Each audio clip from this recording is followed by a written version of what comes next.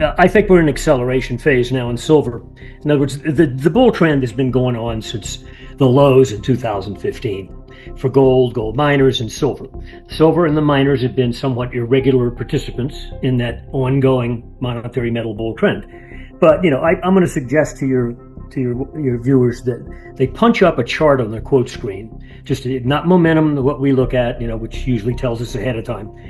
So look at a simple, stupid weekly price chart. Warning, the silver breakout is no longer coming, it's here. And Michael Oliver just dropped a bombshell most investors aren't ready for. Silver is entering its acceleration phase, and he's now predicting $60, even $70 silver in months, not years. This isn't a bounce. This is a massive shift that could change the future of money itself. Gold is moving slow, but silver, it's about to leave everything in the dust. And here's the kicker. States like Texas and Florida are already making gold and silver legal tender. This is real. It's happening. And if you're not positioned yet, you're running out of time. This might be your last warning. Let's break it down. And go back 10 years, and draw a line across, go back to 2022 anyway. Remember 2022, that's when silver had a plunge and gold had a plunge. Gold dropped from over 2,000 and dropped down to the low 1600s. It's a 20% correction, actually, for the only one it had in the whole bull trend. And silver had a nasty pullback. It got down into the $17 level, I think. Plot that weekly price chart, and when you punch it up, draw a line across the highs of the last several years, so 22, 23, 24, and into this year. And you'll find you can connect a whole bunch of peak weekly price closes, and there's an uptrending line across those highs, meaning it defines the ascent of silver. And it's hit that line 1, 2, 3, 4, 5 times over the last several years, where it hits that line of ascent and bumps its head. And then you get a pullback. Nevertheless, it continues up.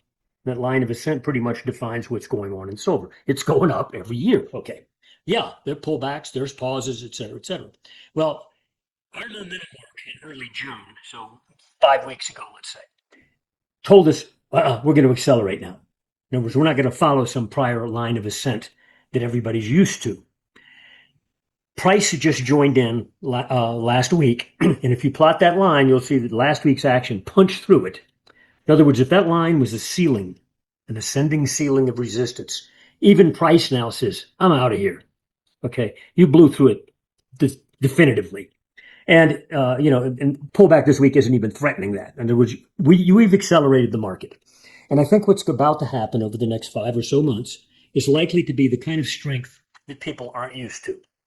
And therefore, they'll probably doubt it, all the way up, like, oh, this can't be, I think we're headed into a period of ascent for silver that is far more demonstrable, far stronger than gold on a percent gain basis. Same is true with the gold and the silver miners. They have now, when we measure their spread relation to gold, or we measure silver's spread relation to gold, we're getting breakouts saying, hey, we were sleepy for a while. Now we're going to beat you, Mama Gold. And I think you should put your seatbelt on, because I think the next 5 months or so will be quite interesting. I mean, people doubt that because they're so accustomed to what they've been taught by silver itself. Its behavior pattern it's been embedded in investors' minds. Well, this happens to many markets, whether they're in a bear trend or a bull trend. They may suddenly at some point in the trend say, hey, enough of this. I'm going to move more quickly, whether up or down, in this case up.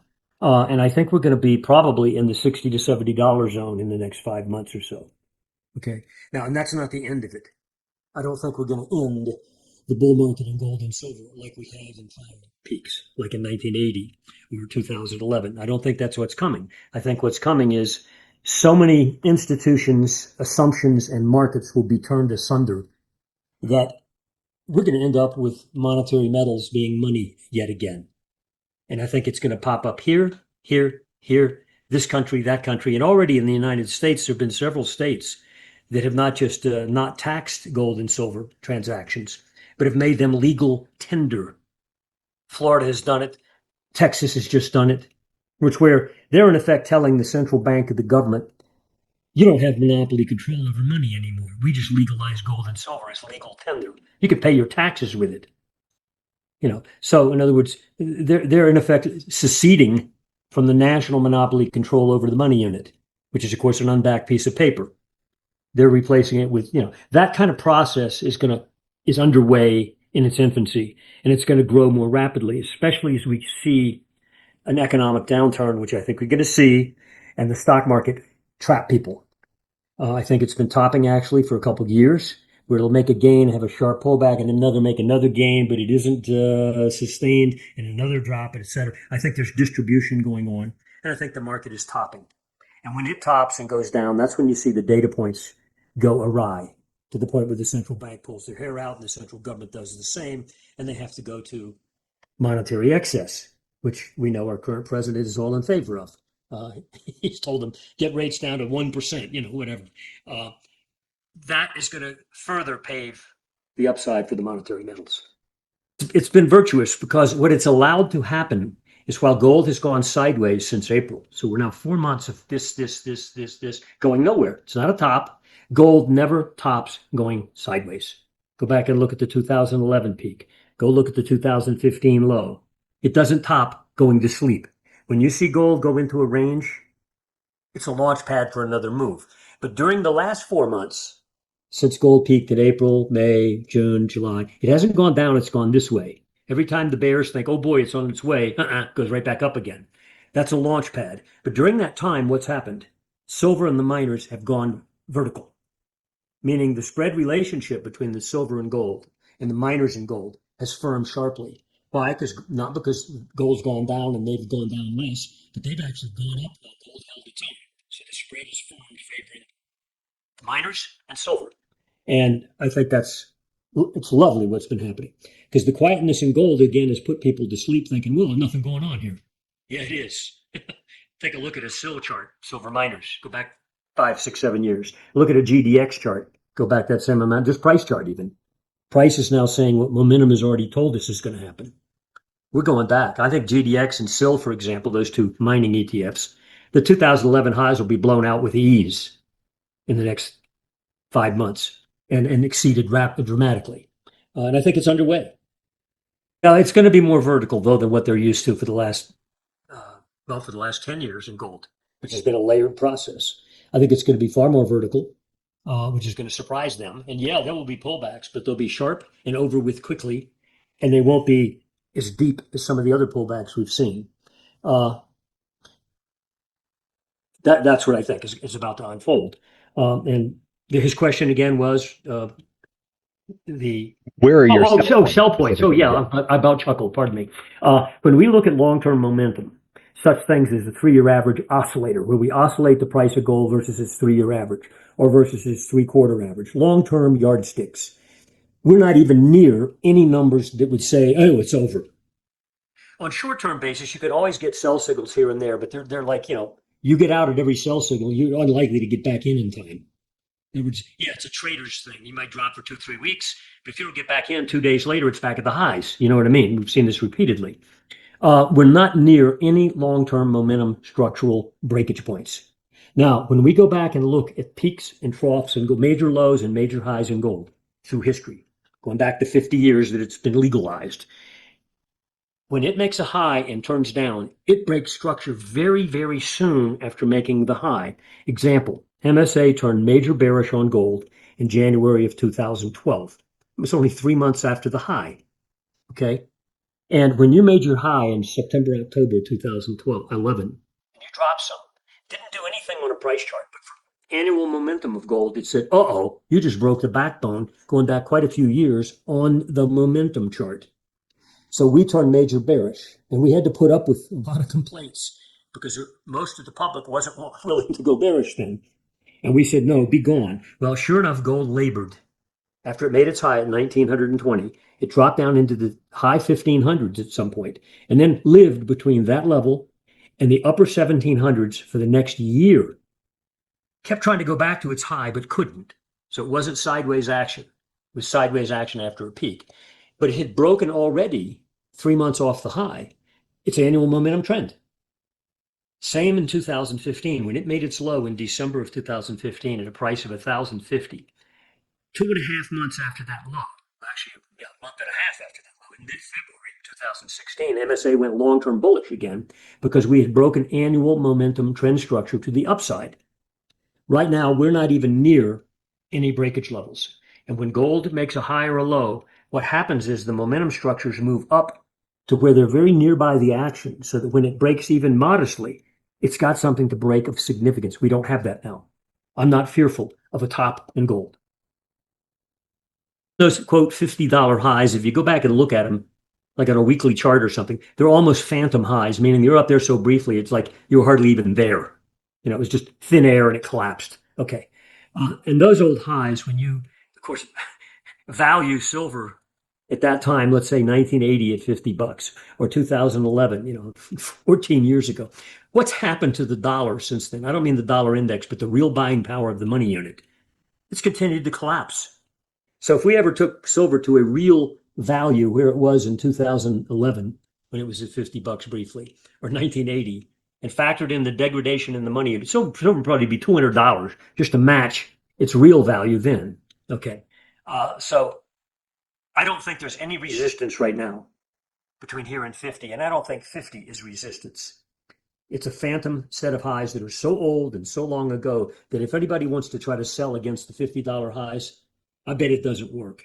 And if it works for 2 days, it won't work any longer than that. I think we're going to blow that stuff out and get it far enough beyond it to where people have to then sit down and say, golly, I missed it. And right now, from everything I read, and I don't pay a lot of attention to this stuff, but the average investor's portfolio in gold, et cetera, is so trivial in the US particularly that it's laughing. I saw a Bank of America statement of positions of people in various asset categories, and gold was like off the page. It was like less than 1%. They still don't believe it. And yet it's been beating the stock market for not just a year or two, but really since the 2015 low. Gold is far above where it was then.